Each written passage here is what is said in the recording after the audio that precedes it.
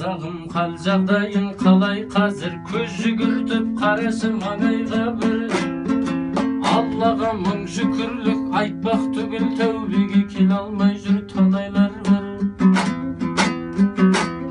Ұйғырлар отаным деп айтатұғын, бір жапырақ жер бәлі таба алмай жүр. Африка аш жатқанда қазақ қана диет ұстап денсаулыққа қарайлап жүр. Біз әлі мылтық ұстап көрген жоқпыз, Афганда автоматпен бал ойнап жүр. Біз біреулер итпенен шан айдап жүр, қазақ қана джиппенен мал айдап жүр.